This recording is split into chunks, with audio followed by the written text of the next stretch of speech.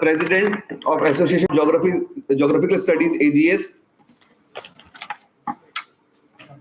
Our first panelist is Professor S.P. Kaushik. Professor S.P. Kaushik is Chairperson of Department of Geography in Kurukshetra University. His work has significantly contributed in field of urban geography. He also has expertise in remote sensing and GIS, land use planning and management, spatial planning, population studies, tourism and environmental issues. Welcome, sir. Next, we have Professor Milak Punia. Professor Milak Punia is a professor and former chairperson of Center for the Study of Regional Development, CSRD, School of Social Science, Jawaharlal Nehru University, specialized in GIS and remote sensing. His research interests are regional development, urban studies, disaster research, land use change, and climate change.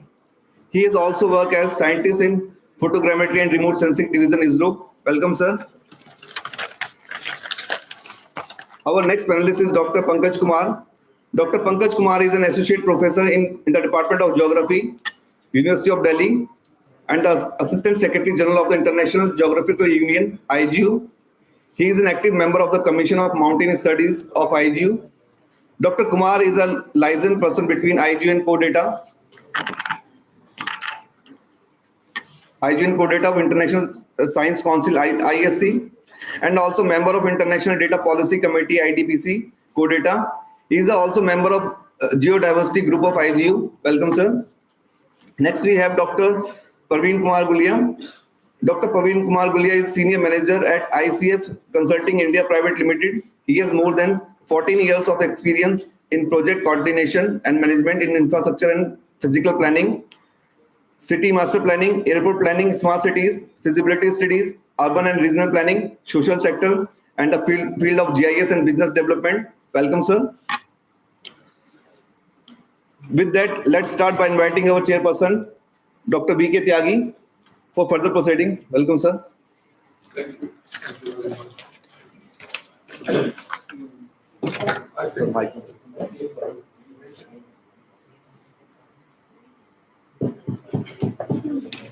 work is okay. Otherwise, I have the habit of giving lectures in the same very college I taught for 40 years.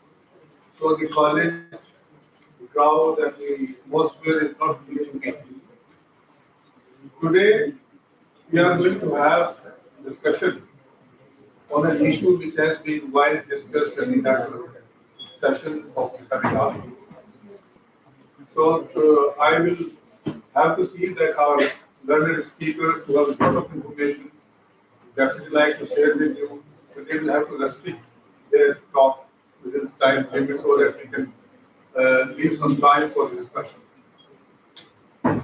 Before I start this, while looking that I studying long back, आप लोग मुझसे कहे कि कोई जानता हो तो Maithili Sharan group से कवि हुए थे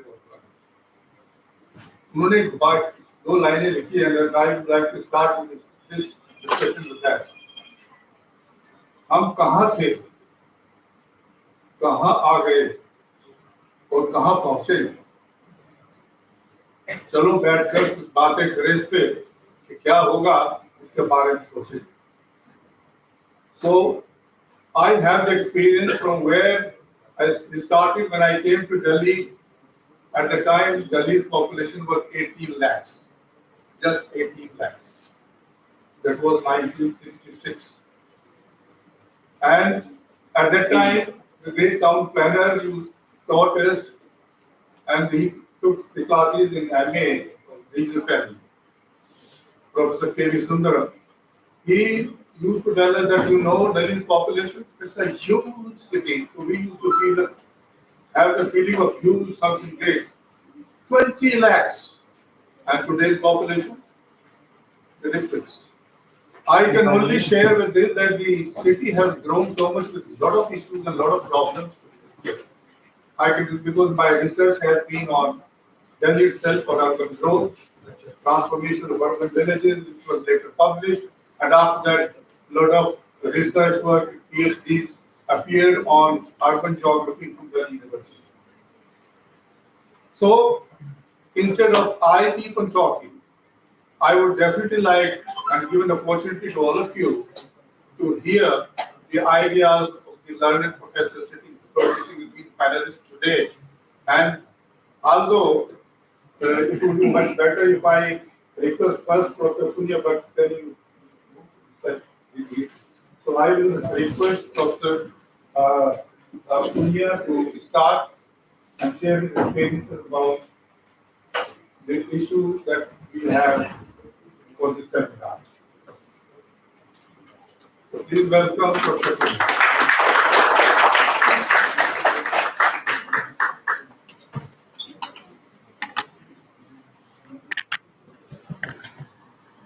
Thank you, sir.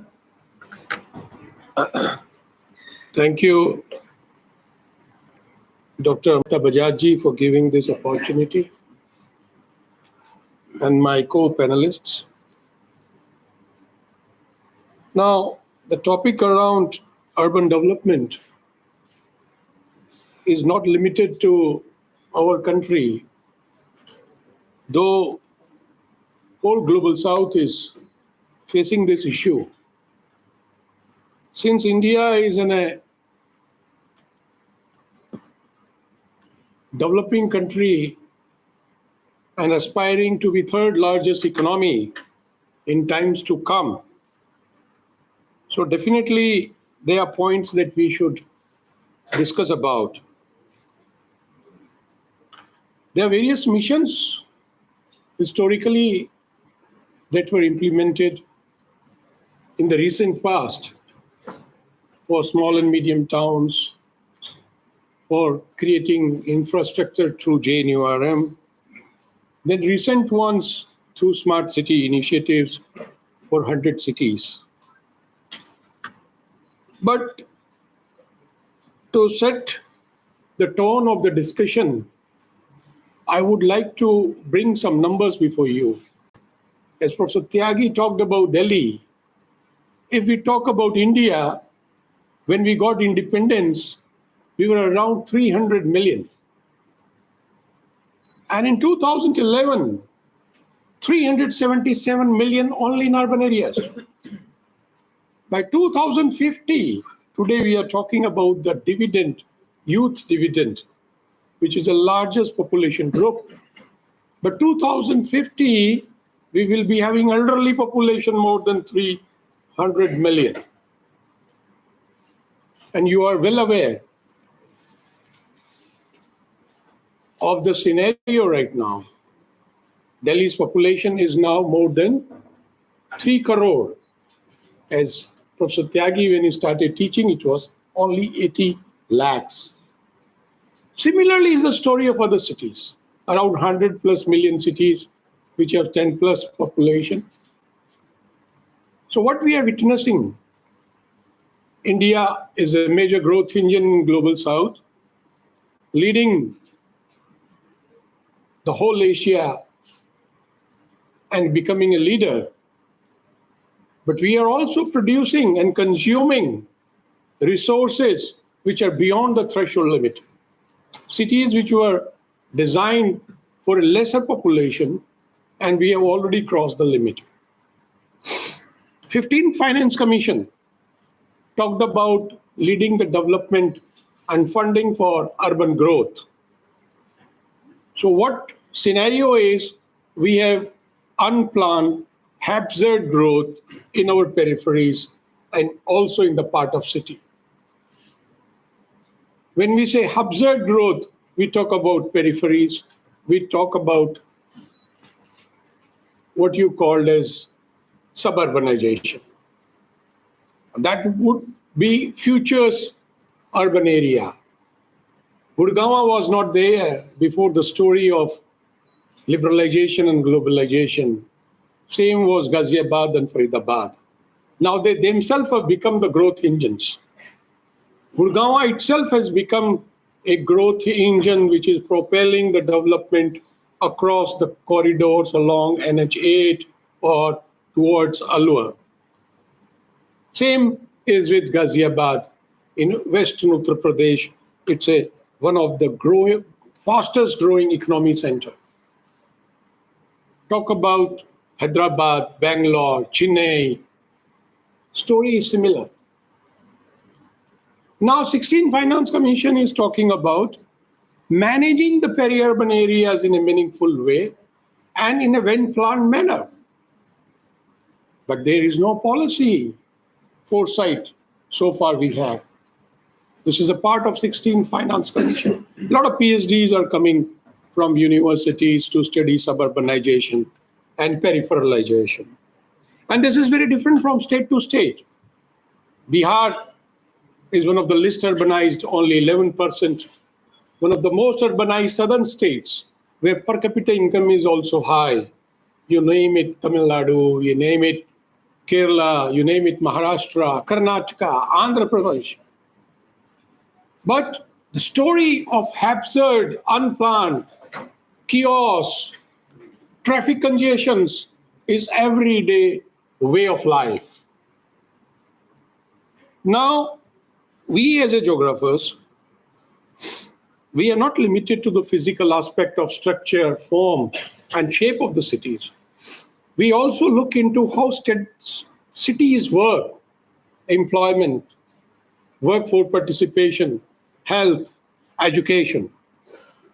So I think these are some of the challenges, like quality of life in Delhi. We can't breathe. And it's been happening for last more than 1.5 decades. पिछले 15-20 सालों से. Sustainability of resources, sustainability of energy, you name it, there is a problem. If we talk about water, if you look into, engage yourself in a serious research, what would you finally conclude? A घुमा फुरा के research scholar last में एक story बनाता है, because he shy away from saying that cities are no more sustainable. Actually, they are no more sustainable. There is a study, global study, which has come, and they have very clearly stated that the kind of growth and kind of development our people are going to need in future. We are very few who are sitting in this classroom who have reached to a tertiary job or in a service class, blue-collared job. There are millions who are aspiring to reach to this stage. So we have to bring a lot of development. When that development will happen, there will be more requirement of the resources, water, for say, point of example. So there is a water security scarcity now. In times to come, whether we will be sustainable, definitely not. India is one of the countries which will not be sustainable if you talk about, say, water scarcity. Same is the vulnerability. But since we have a limited time, I will talk about the emergence and a new urbanism. In new urbanism, what is happening? There is inequalities which are increasing, right? And then with modernity, because when somebody comes from a small city, town, or a village, they look at city, great infrastructure, bridges, and good institutions which give education and also part in global economy in terms of innovation. So modernity. But when with modernity, Durkheim has said, the old norms, they get shattered and the chaos increases. So we are in a stage in lack of transparency, high inequality, and marginalization. These are some of the challenges which are emerging before us, as the conference is also talking about emergence of new urbanism. In terms of spaces, in terms of urban restructuring spaces, like in smart city initiatives. Smart city initiatives have, in cities, they have given very limited funds, minuscule funds. So what they are doing more of the beautification. They are working on pedestal. They are providing bicycles, or what they are doing, they are providing electricity cables underground. In order, it's more of the aesthetic and beauty rather than increasing pan city. Like there is a requirement of pan city program for the basic requirement, basic amenities like water, air, and housing, which is actually is the demand of the time, that we should provide our citizens these basic things. And then later on with time, definitely government of India is pushing very hard to be a Viksit Bharat by 2047. But in order to do, a lot of transformation is needed in urban sector. As I said, 16 Finance Commission talk about planned peri-urban areas. So just imagine being a student of a geography. What about the peri-urban areas in Ghaziabad, Faridabad, or Gurgaon? Like in Gurgaon, there is a Dhankot, there is a Basai, there is Gadi Harsaru. Go and look at there. Those villages are already congested. What kind of restructuring we would do? Right? So a lot of challenge which is there, and I think we need to have a perspective of both social scientists and a technocrat and build upon big databases, adopt the latest technologies, artificial intelligence and blockchain. And it should not demean the human component. Any technology is later or sooner is made for the human welfare. Thank you. Thank you, sir. Thank you very much, Professor Pumi, for putting forward very important issues, particularly policy, urban policy, that they are missing. But my personal experience has been, I am not going to into detail, because in 1972, when the first Indo-British seminar was held in Delhi University, Department of Geography, and that was seminar was on urban-rural interaction. And at the time, I was asked to prepare a paper, and just to check when the policy matter the town and country planning organization was to develop Kotla Mubarakpur village, which is near South Extension. You can see South Extension. And the area, the map which was provided to me by the town and country planning organization, they had the policy to develop that as a school and a small dispensary. Those kinds of the area and the park, this was the area allocated for them, that was the policy matter. So with that map, I went to the field and started searching where that vacant land. There was no vacant land at all, because that was already occupied by the porters. And they say that they are living there for 3-4 years, and they are paying the tax for their houses. So there is a gap, the policy is there. But the ground reality, they are away from the ground realities. So such problems and such issues will come much again. But thank you very much for that. And now I request Professor Kaushik to present his view and share his research, what he has done.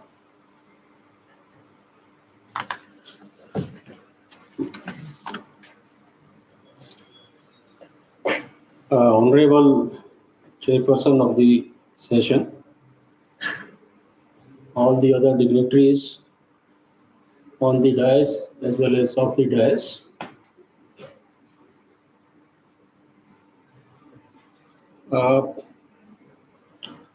As the theme of the conference, that is urban development missions, restructuring of spaces and emergence of new urbanism. Because there are many other panelists, and I would like to prefer to restrict my ideas that I want to share with you to marginalization of poor in urban space.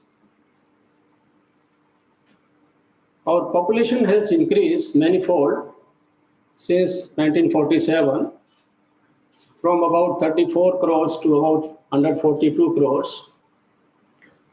And in this process, a large section of our population that remain backward, economically marginalized in different form. And the result was that a large section of our population is living without basic amenities, or even a reasonably good, affordable house.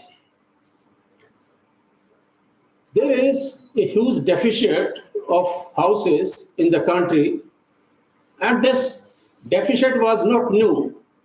Presently, in urban areas, if you see, about 29 million shortage of houses are reported, by the government officials. And there are serious efforts, concerted efforts by different governments at different point of time to reduce this deficit. And in fact, present government, they launched a house construction movement to provide houses to all in both urban and rural areas. And if you see the performance of this department or this program, that is commendable. There are construction of more than 12 million houses. Either they are disbursed or they are under construction. So this is a great, I think, initiative taken by the government recently.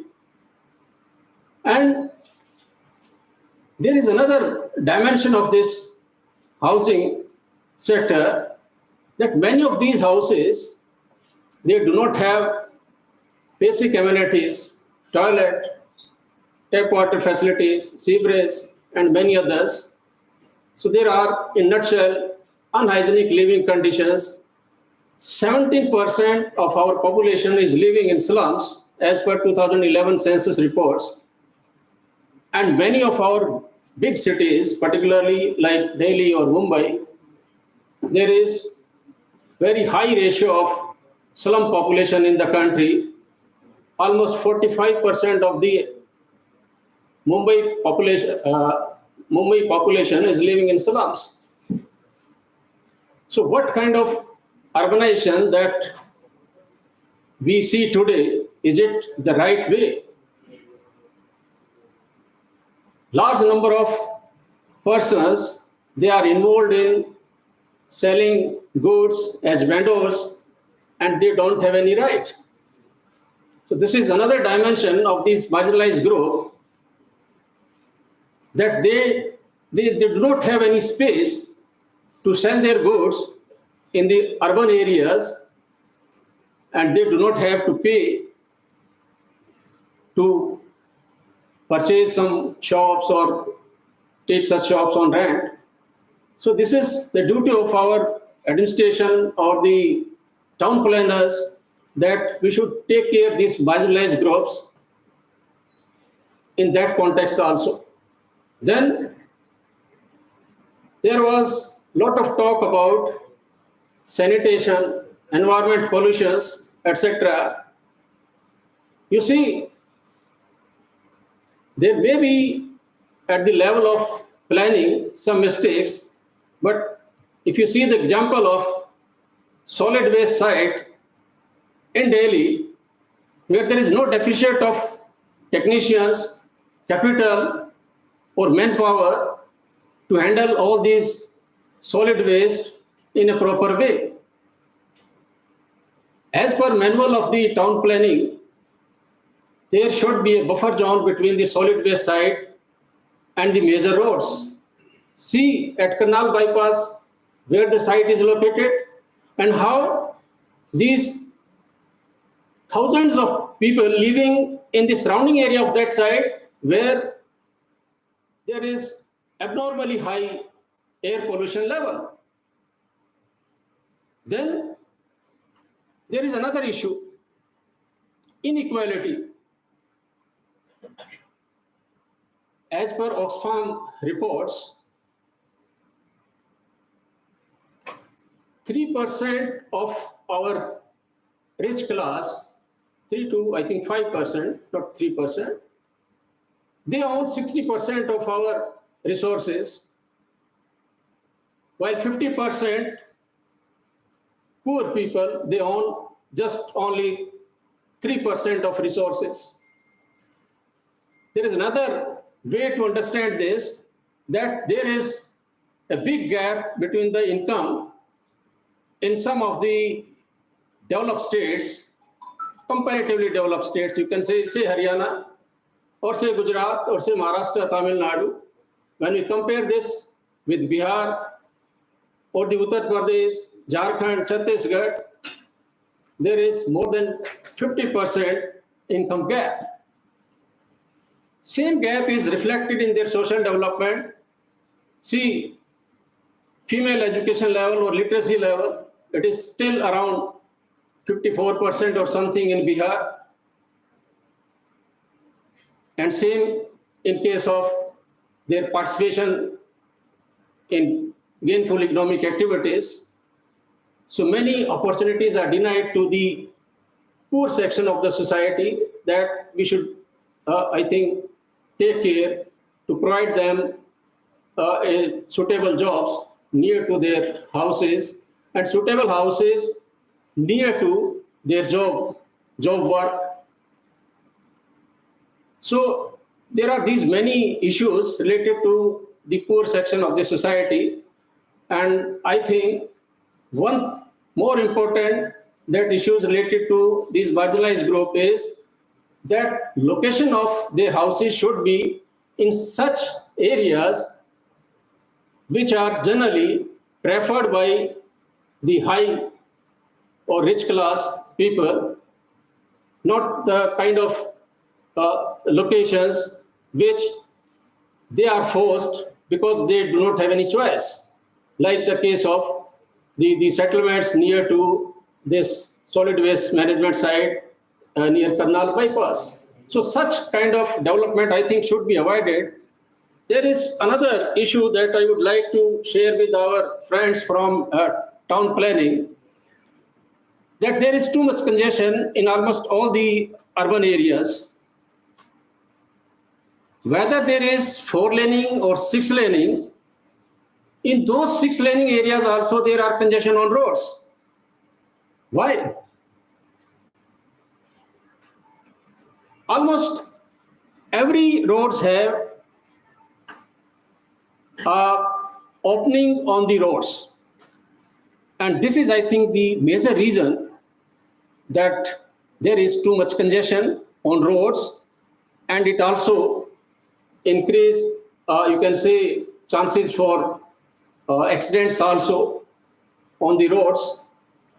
So if we give a passage and develop a market at some place inside, at some depth from the highway, at say 200 meters or 500 meters, I think that can solve the congestion problem on roads to a large extent.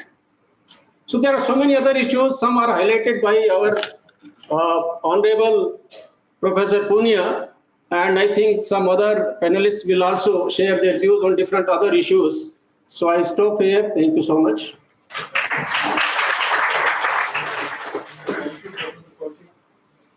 For your contribution to the information on urban geography. There is a lot of emphasis on population growth, and I was a student of population geography as well, and urban geography was two favorite, and third was the remote sensing. I think most of the people sitting have expertise in remote sensing as well, and I'm sure the remote sensing can help a lot in preparing plans for urban areas. If we really make use of the remote sensing technique. Particularly, although aerial photography is almost considered as outdated because now we have good resolution for the imaging system. So that can help a lot for this. And the information that has been provided by the population growth, population is definitely a problem. Broadly speaking, if I can say that India is adding almost one Australia to its population every year. That is a very broad way of understanding the growth rate of population in India. Definitely, such kind of growth rate is going to pose a problem. But forming the policy, population policy in India, we don't, unfortunately, such a huge nation, such a huge population, we don't have a formal population policy which is approved by the Congress. We followed the population policy what the Chinese applied in their country, and we did not follow the population policy what France applied to manage its population. We followed Chinese population because their population policy was to control the birth rate. So we also followed it that we should have the population birth. So that is why we had a lot of slogans. दो या तीन बच्चे होते घर में अच्छे हम दो हमारे दो. We had this kind of naras only, but nothing practical, nothing much has been done about it. Because if you follow just the population policy just to control the growth birth rate, then you will face the problem what China is facing today.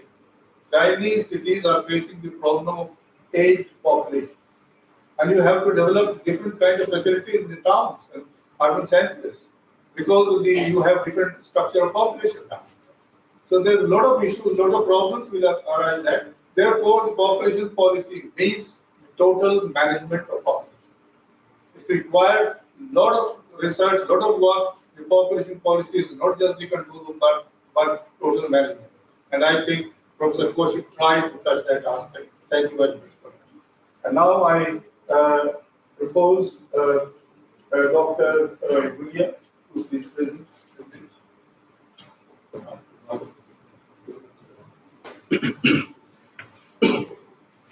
Thank you very much.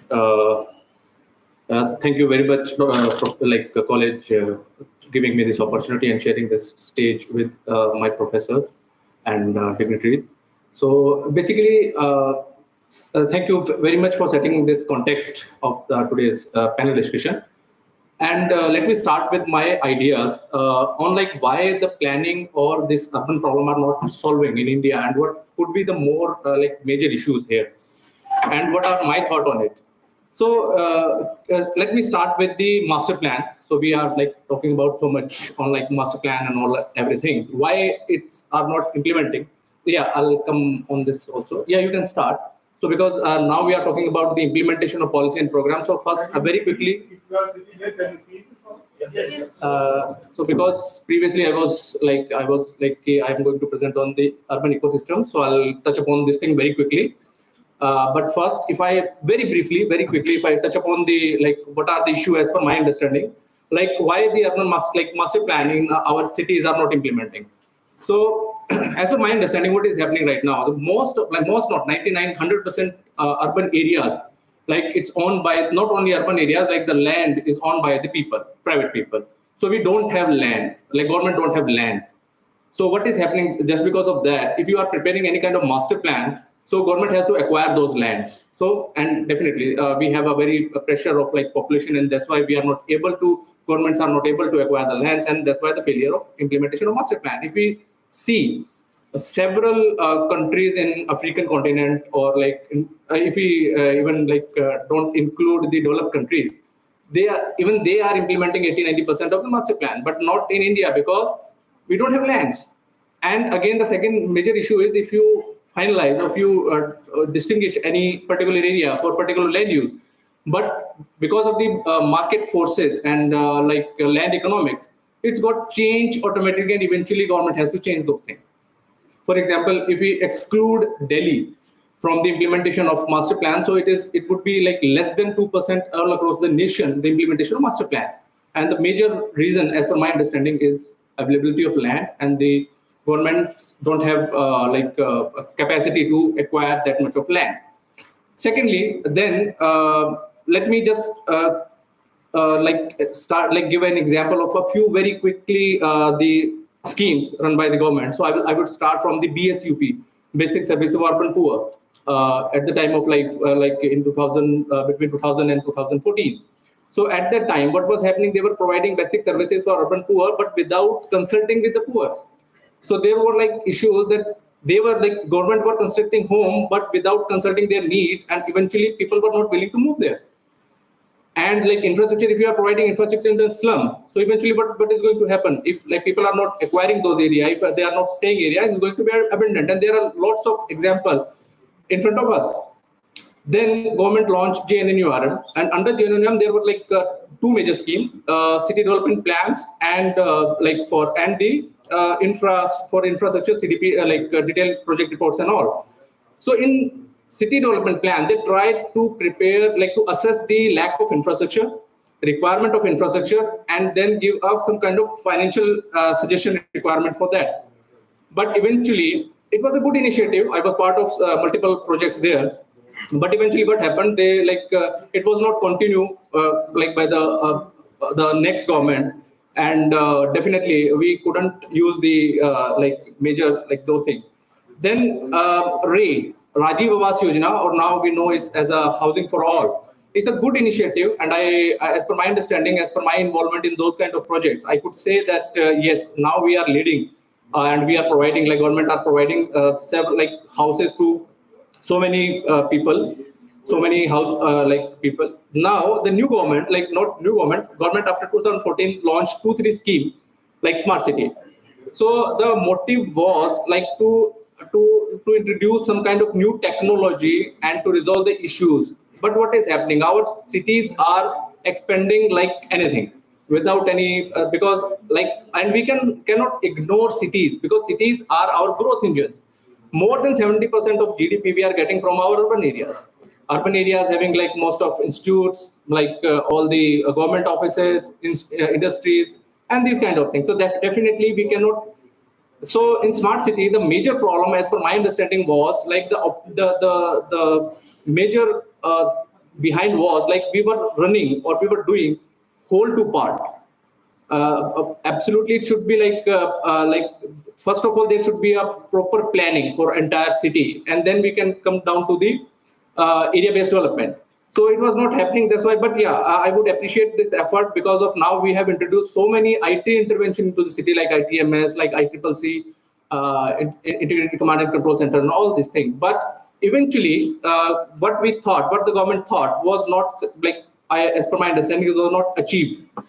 And then Amrut. So first of all, they launched Amrut for the like 500 cities, and the major the idea behind was to providing infrastructure for the small and medium towns, and they achieved like water supply. Now we can say that water supply is like available as compared to like if we go back to the 20 years back. So now the situation is very okay, but not up to the mark. Then Hriday was like to provide facility to the tourist important town across the nation, and they are doing good. But again, part to whole the approach they are taking. They are not planning as a whole and going to the part. Then there was another scheme, Prasad. It was like focused on the important pilgrim cities, and they tried to build infrastructure in and around. But again, there is a disconnect between the master plan, between the integrated planning, and this thing. So they are providing small intervention in the city level. So my takeaway would be like the planning should be like whole to part instead of part to whole.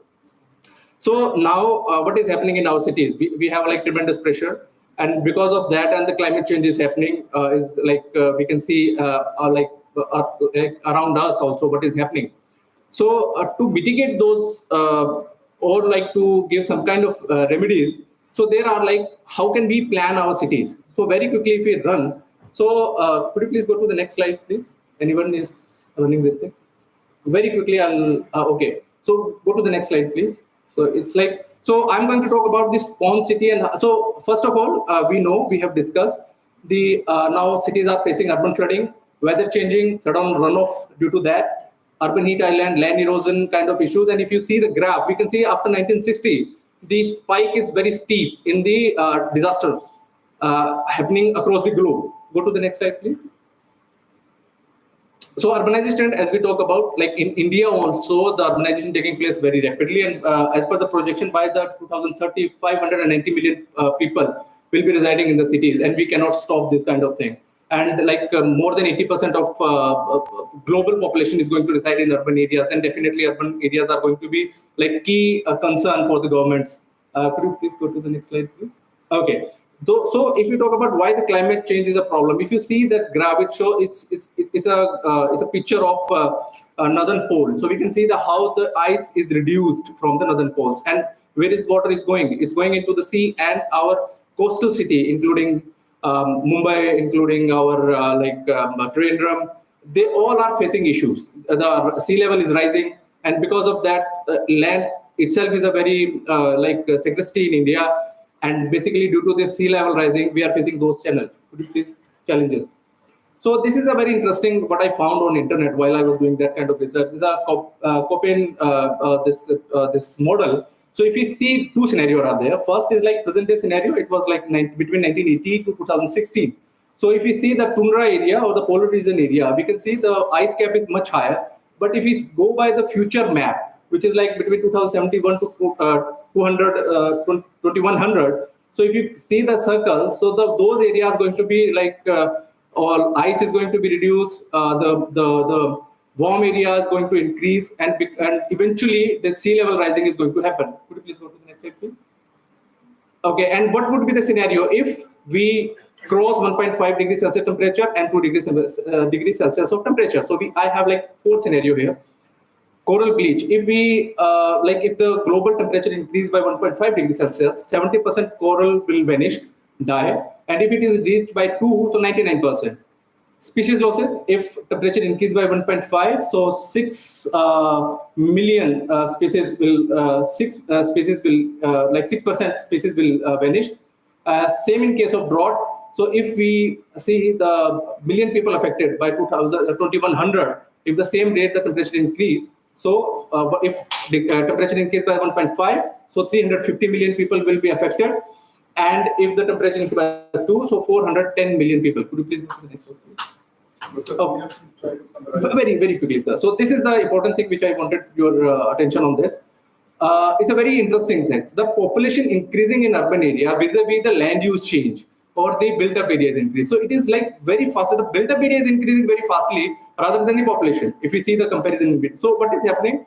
Could you look at the next slide, please? So what is happening about because of that? Because of that, our very much paved area is increasing in the urban areas, and because of that, the sudden runoff is generating, and because of that sudden runoff, urban flooding is very common phenomena. If you go by this very quick this graph, urbanization create population density increase and the built-up area, so eventually water scarcity, urban flooding, and less percolation. So water depletion is happening. Next slide, very quickly, please.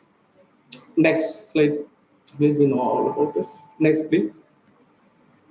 Go to the next slide, please. Next, please. So here, very quickly, I touch upon the nature-based solution. So nature-based solution is the solution. Now we are working on that. Definitely, cities are very congested, and because of that, there are very less area to provide these kind of intervention. But definitely, in very small pocket, we have to do these kind of intervention. Go to the next, please. So like surface feature, green roof, biosoils, filtration, these kind of activities, and linear feature and point. So my point is, while we are doing planning, being a planner is my responsibility also, we have to include these kind of intervention into the urban planning. And urban planning is going to be a very challenging, and definitely is going to be a collaborative effort of all the institutions and agencies. Thank you, sir.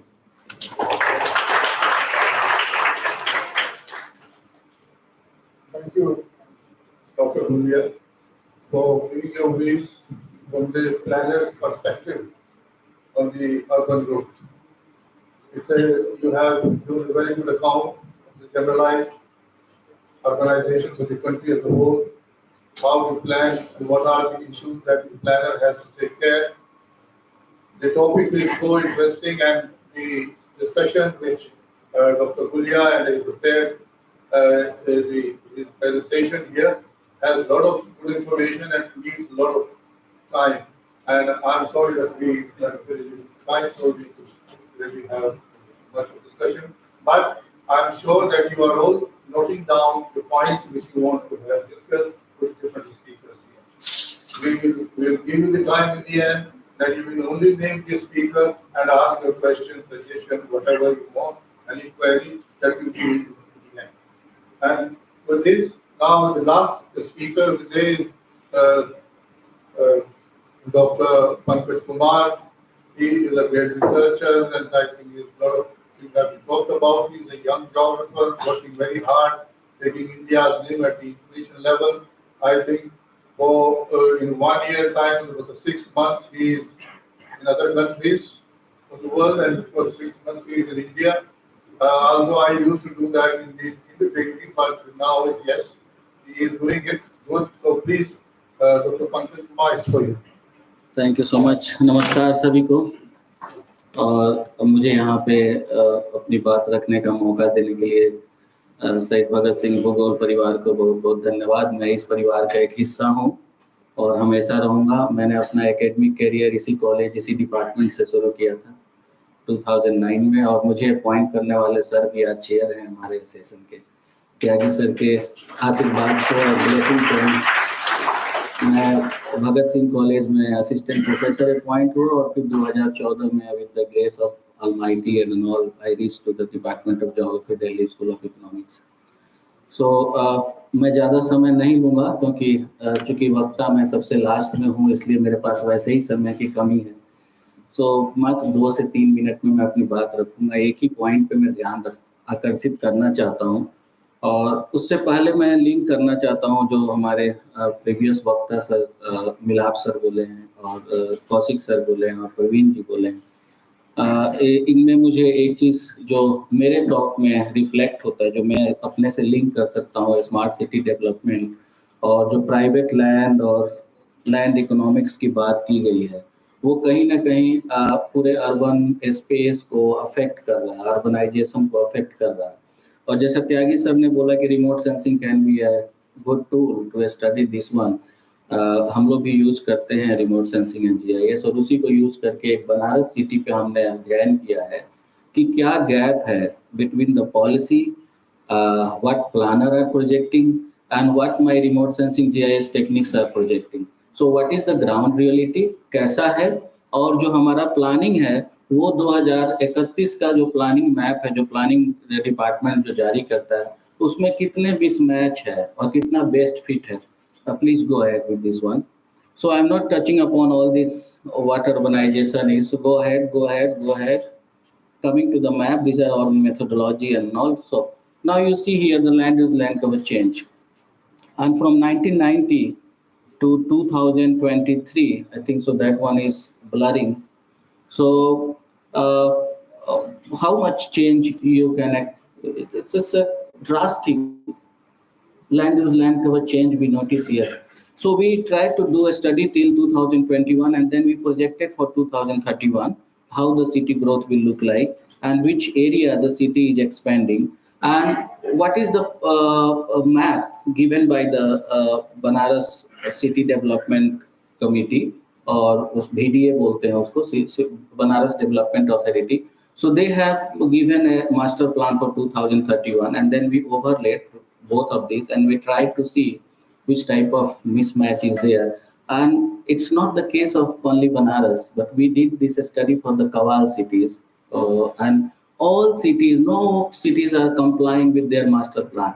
And I see here the reason because of the private land that nobody can acquire it and because of the land economics that the city is expanding in where the land prices are less and so in periphery area. And that is why JNNURM is also coming out with this.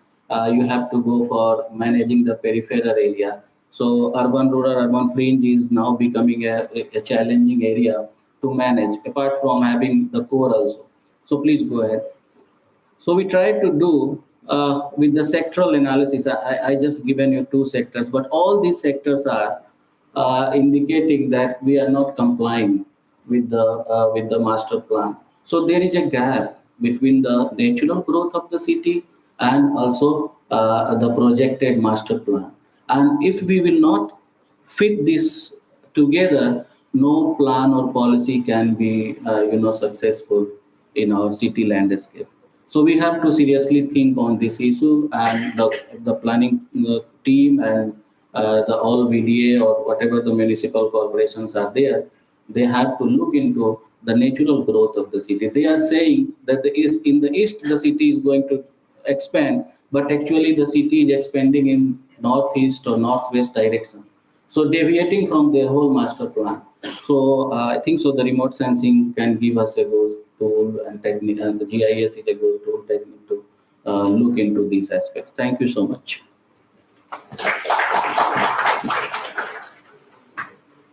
Thank you, Dr. Pankaj, for sharing your result of the case study of the city of Banaras. And I'm sure you may have found a lot of difference between what the plan is and what your findings are. Because I have that experience when I was doing postgraduate diploma in remote sensing from Dehradun, and we had a case study of our city of Bangalore. We found when we started comparing what the reality, ground reality, and on the map and the planners of there was a lot of differences. And that is, this is the main reason that we have such problems. And it also a study reflected that how the growth of the city takes place. And I think although the models are old, but we should still try when you do the research. We need those who are going to take up research in urban geography, I think should not ignore the basic models of city growth like sectoral model or multi-unitary model or the concentric ring theory. These models are still have some value. Some if you try to understand them and try to apply that in their research, you will definitely be able to find out what and how the city is growing and what are the things which are need to be taken care of by the plan. So, with this, I first of all thank all my uh, the speakers here today, the panelists. But before we close the session, I open the discussion for all of you. And if I'm sure you will be having a lot of questions. If you will not have questions, I will be highly disappointed. Because this is the major part where some discussion has to take place. And if you are not asking questions, that means you are not listening, you are not interested in what's going on. I have been a teacher myself, and that is why whenever I used to teach, I always used to ask my students, have you understood this? And they say, yes, yes, what I was teaching. And then it says blank. So I don't want that reputation here. I expect the professors sitting here, the students, definitely even the undergraduate students can have their questions, queries that they want to ask. Yes, anybody? Yes. You can name the person, or if it is general, I mean anybody. I'm Dr. Asudameen from, I'm working as an assistant professor in the Department of Geography, Aligarh Muslim University. Since the urban transformation has been my domain since throughout my research work also, and right now also, during my PhD also, there are a number of issues have been discussed related to the policy issues which can sustain the subject matter of geography. But as you have already said that the document is already policy, the policies are already existing there, but why the implementation is not there? So if you are sitting over here, spending 2 days, spending too much of money, so where does the lacuna lie exactly? That needs to be understood. Since what to my understanding, what I have thought, that every particular area is having some particular uniqueness. So it was given by the concept by Weidel at large, the concept of bay in geography. So that uniqueness needs to be understood of a particular area. So that can, to my submission, that can sustain the subject matter of geography, and that can sustain that can move ahead the legacy of the smart city concept and other particular related these very particular developmental processes. Recently, I did one of the project of Amrut scheme, and I found some of these very particular policy-based as well as the concept of this urban sprawl, which is hindering these processes. So unless and until the grassroots level problem is not issued, we cannot move ahead in this very particular domain. So that from you as a dignitary sitting over there, being the guardian of geography, just throw some light on this very particular.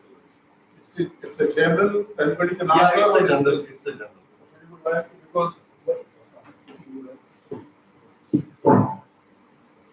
See, for implementation, you need tooth and nail. Most of our policies right now are for development. They are not there for growth, not degrowth. And regulations are the same. Like say, for example, the water, there are policies for water monitoring, but not for regulating. We as a developing democracy, not a developed democracy, we don't like deterrence.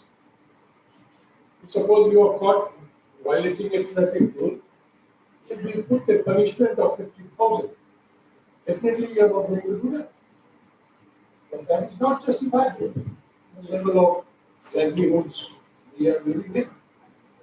One ticket, traffic ticket should disqualify you from your service and also from contesting the elections.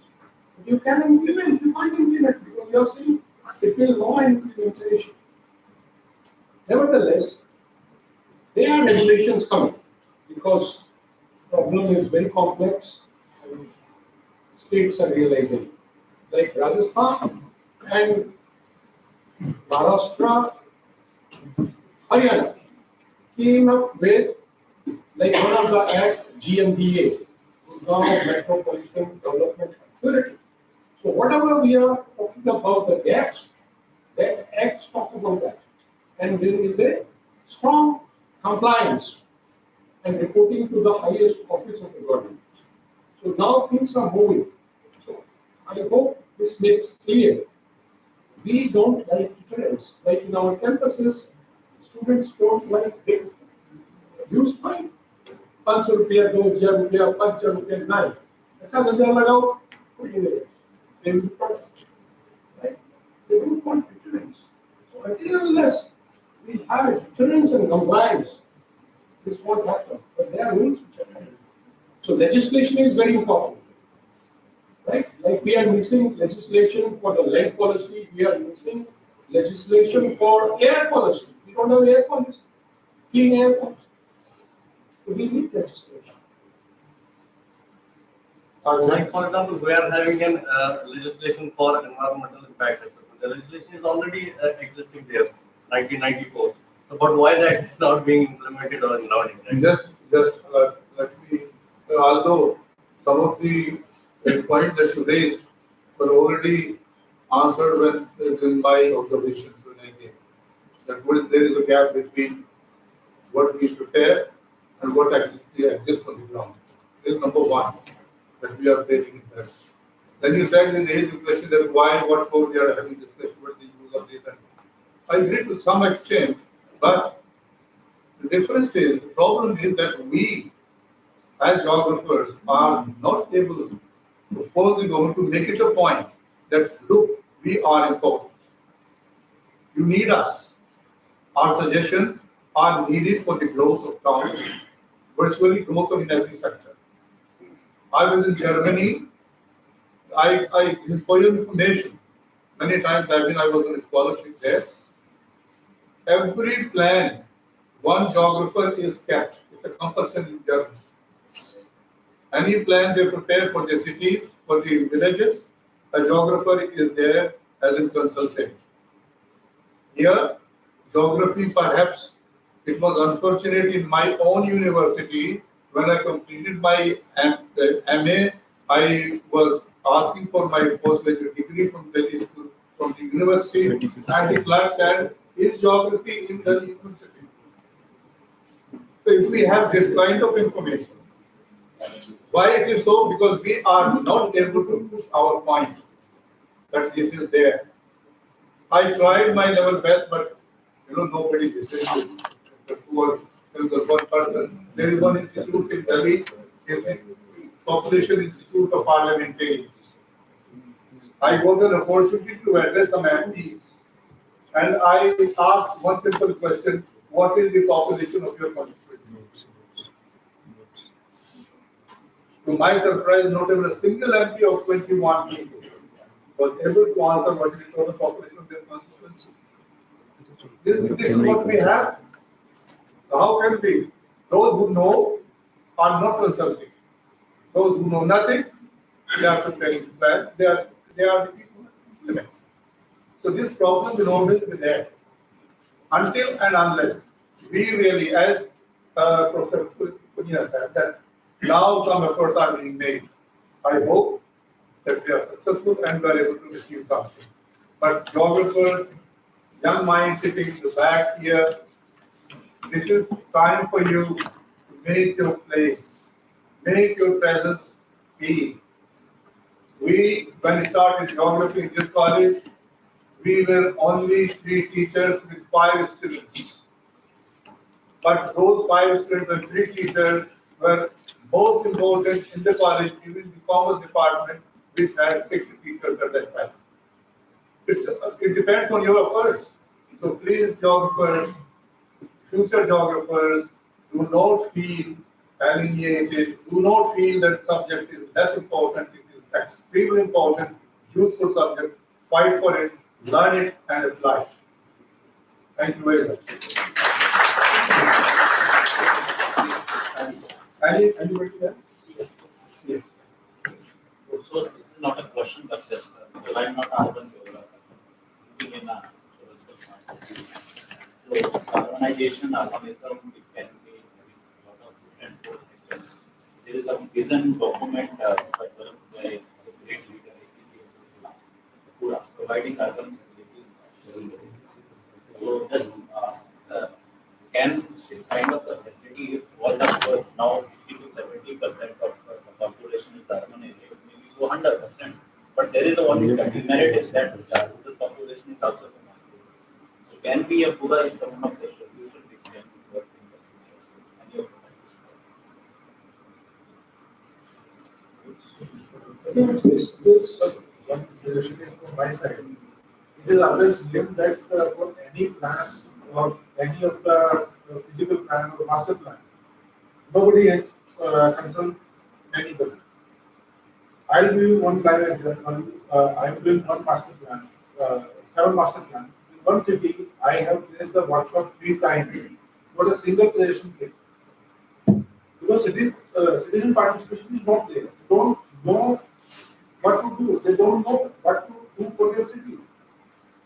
The main important aspect of the students and the college is to mobilize and to participate in those because they are the first people. They know at least from the public, they may not be aware, but the students know what they want and how they want the city to be built. At least in any of the master plans, when it is underway, or any of the zonal plans, the suggestions are required. It is important for all the institutes to participate in those, to have those workshops on those points, to get the information from the public and to identify what problems are. Because people are not aware what their problem is. For one person, 25 liters per day is enough. In the policies, it is 145 liters per day. It is not serious system. So people are not aware what their problem is. It is public who has to mobilize the intermediaries, which are the you can say learning pedestrians. They have to mobilize the public that okay, these are your rights. Why you are not asking? Because everywhere it is, the government is not doing anything. It is we who are not doing anything. When it is opportunity. So this is my suggestion. Yeah. I think anybody would like to otherwise. I would like to extend the question that Sajid raised. Is it feasible that we continue with the kind of development model, and we accommodate 100% population in near future in urban areas? No? Then why we are following that model? Why not be able to develop cottage industry within our villages and provided the Pura in the villages itself so that they do not need to migrate to urban areas, and that way there will be better living condition in urban as well as better condition in rural areas as well.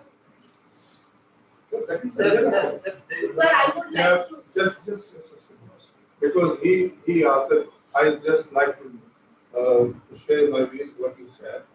The problem is that what is actually the tendency, even of the scholars, those who know the subject, we believe in criticism. To prepare any plan, do anything, we'll criticize. We'll criticize because I say that no, this is not done, this is not done, this is not done, this is this, wasted time, this is time. We do not come with the practical solutions. If I criticize somebody, then I should be ready to suggest that this is actually the done. And that is why we feel highly unsatisfied with the plannings, because whatever plan is being prepared will criticize the concept of the cities, the smart cities that came up like a few.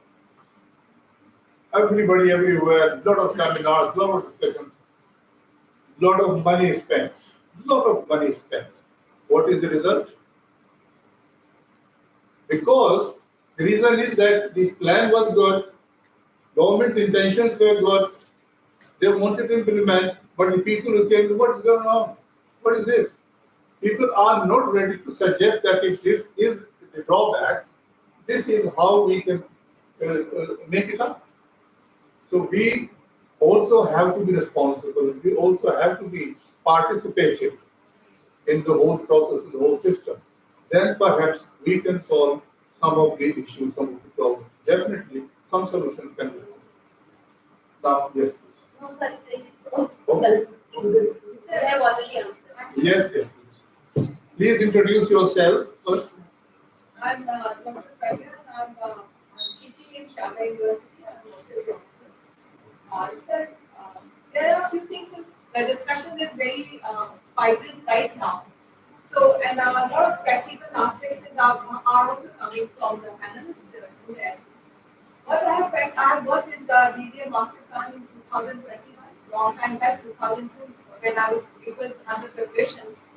And what I have felt it in there, that as Sir is also saying, that the demand from the population or the people side is not being basically received, because what I have seen that how the urban plan has been made in the other countries, Western countries, is they don't,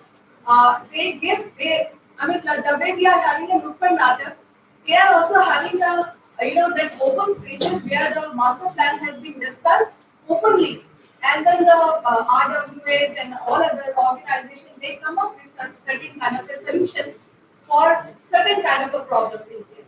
But here, one suggestion is this one. Since a lot of I think town talent, I believe they are also here. So it should be floated to the people, those who are at the receiving end. Second thing is, sir, when we were preparing the master plan, when the acquisition of the land, everybody has been discussing it, But the thing is that when we are going to acquire, when we are preparing the master plan, we do not include these kind of situations. We do not coordinate with the people who are basically the private owners of that land. No, we do not at all discuss with them.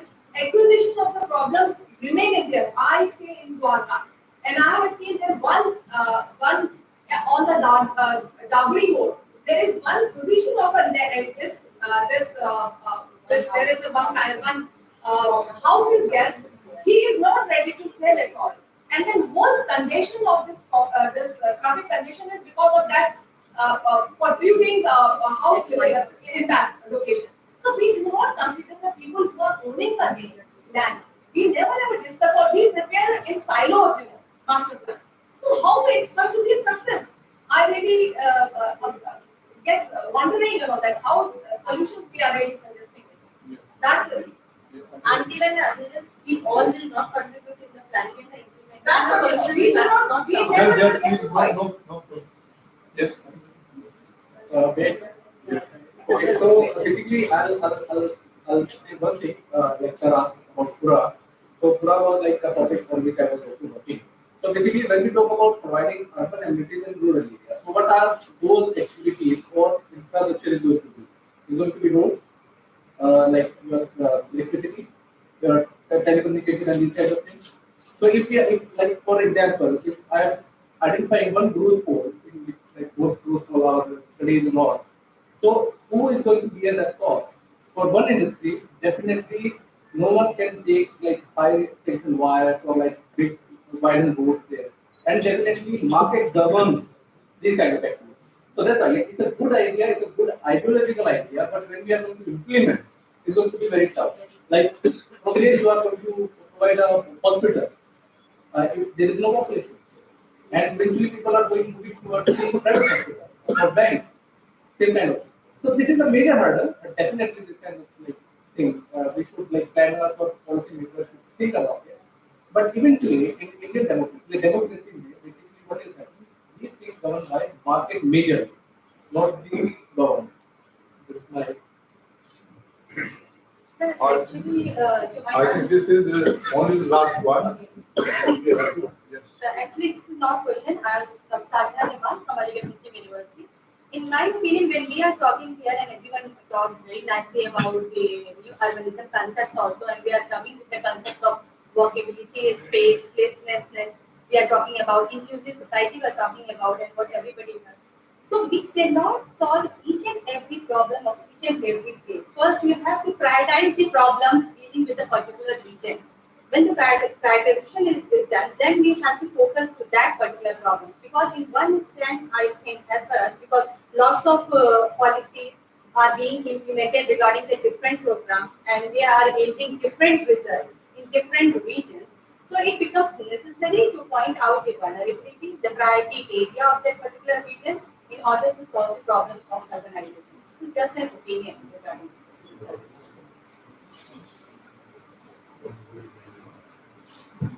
I think one example I would like to say. When I was a young scientist in ISRO, we completed a project, integrated vision for sustainable drinking water, IMST. And Dr. Kasturi Rangan was visiting. And since I was very enthusiastic and I came from rural area, so finding a water in Rajasthan is a big mystery itself. You might have seen the movie Jal. Gujarat में वो ऐसे घुमा के पानी ढूंढता है.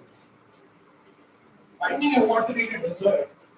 There we created 18 layers: geology, linear band, land use, subsurface, texture, moisture, pH, conductance.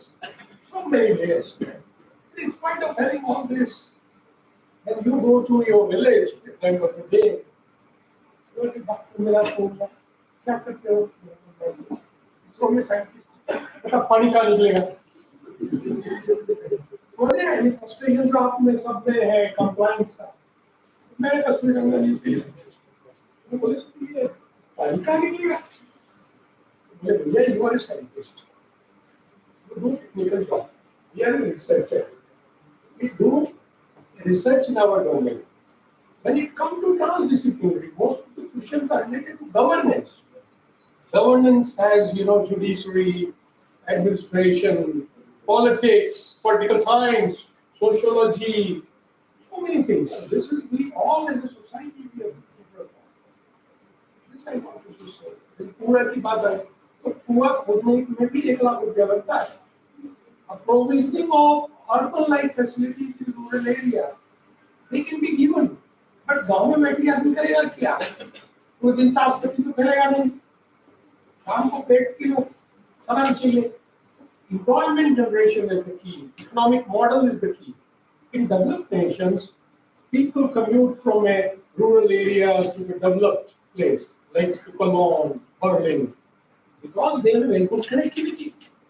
तो train में गांव से जाएगा. हमारे यहाँ कैसे पहुंचेगा? आधा दिन लग जाएगा. The people living with me just have so much of information that if you give them the whole day, they won't stop. But to summarize your queries and what you feel, your feeling is good, I encourage it.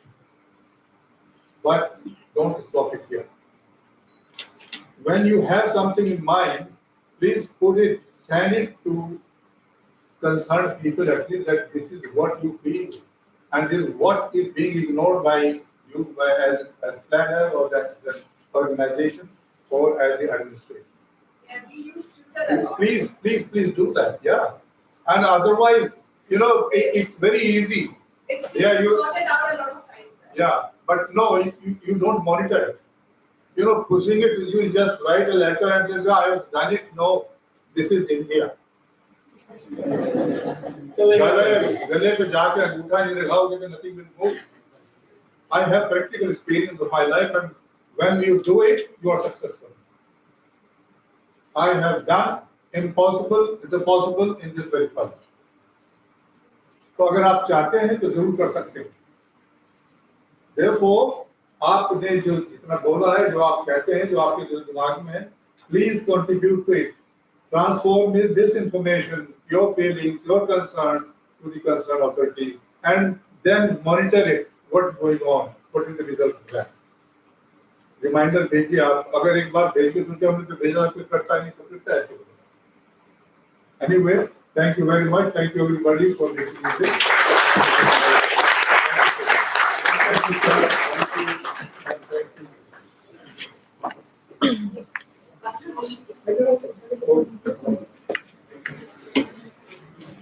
We would like to extend a heartfelt gratitude to our respected chairperson, sir, esteemed panelists, and honorable session coordinators.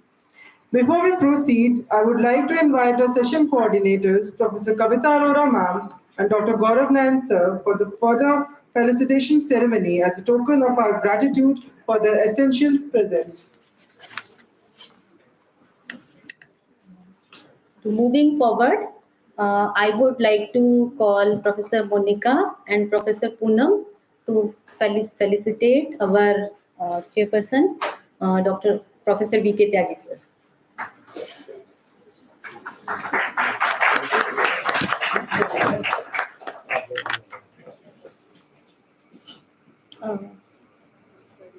Sir, can you photo नहीं आएगा ना?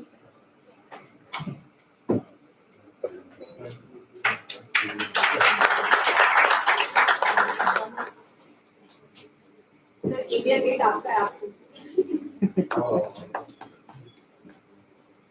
Time नहीं है तो इसके बारे में बहुत कुछ बोलता हूँ। Thank you, Professor Monica, and thank you, Professor Poonam. Now, I would like to call Dr. Sanjeev and Dr. Pragya to facilitate our esteemed panelist, Professor Milap Punya. Dr. Sanjeev, please join.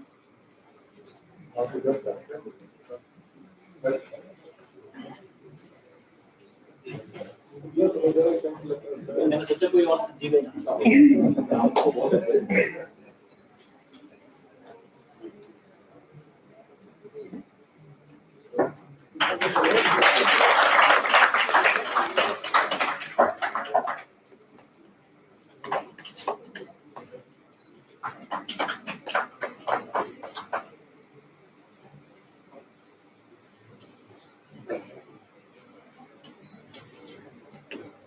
Thank you, Dr. Sanjeev. Thank you, Dr. Pragya. Now I would like to call Dr. Ankita and Dr. Arshad from AMU. Please come forward and felicitate our esteemed guest, Dr. S.P. Kaushik. Kaushik, sir.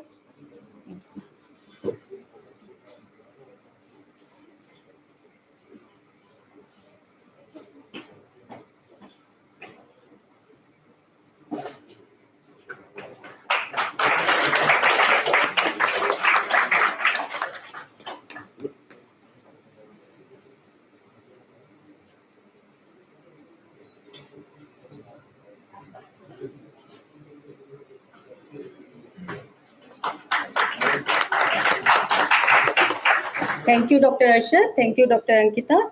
Now I would like to call Dr. Neetu Malik and Dr. Sahila from MU. Please come forward and facilitate our guest, Dr. Praveen Kumar Guliaji.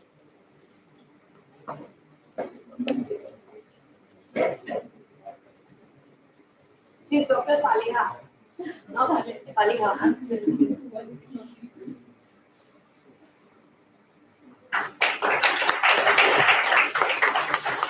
Thank you, Dr. Saliha and Dr. Neetu.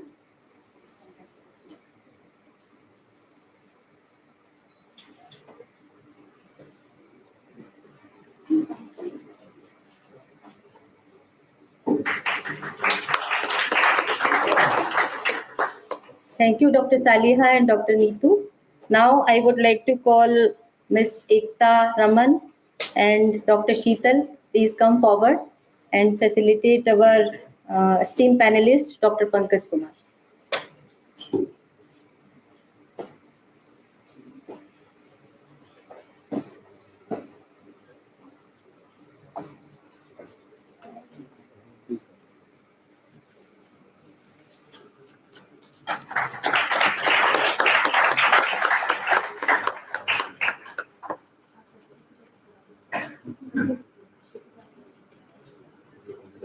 Amrita ma'am, Poonam और स्वाति को बुलाना।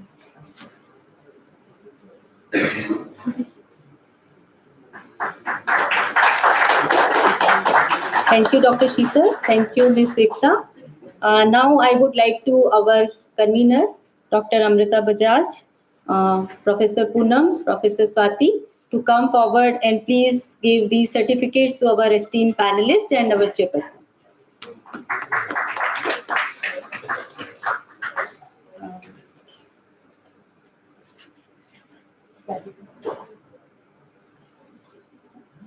We are really honored to have you, sir, Dr. Professor Tyagi. Very fruitful session and very timely manner you organized. Thank you so much.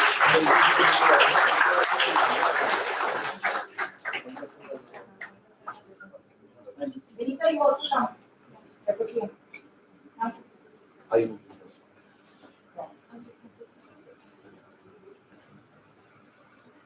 Session coordinator. I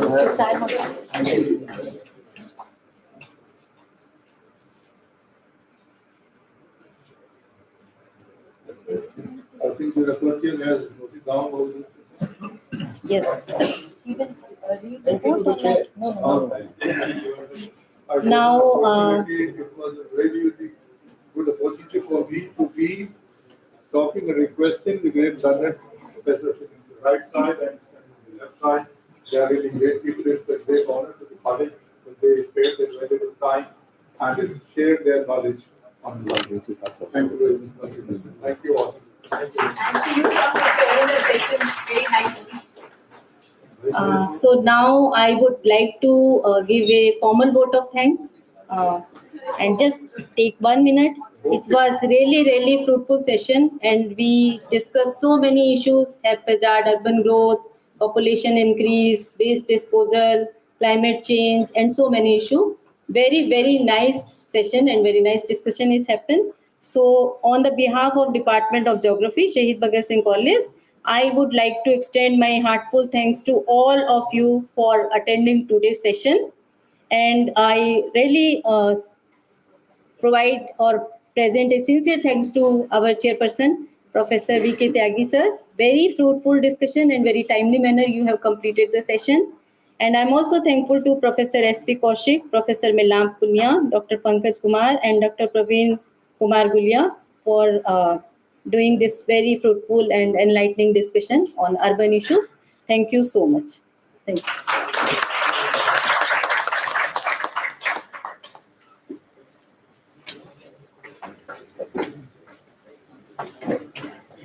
Thank you everyone for this thoughtful gesture. Now with the formalities concluded, let us proceed further for the lunch.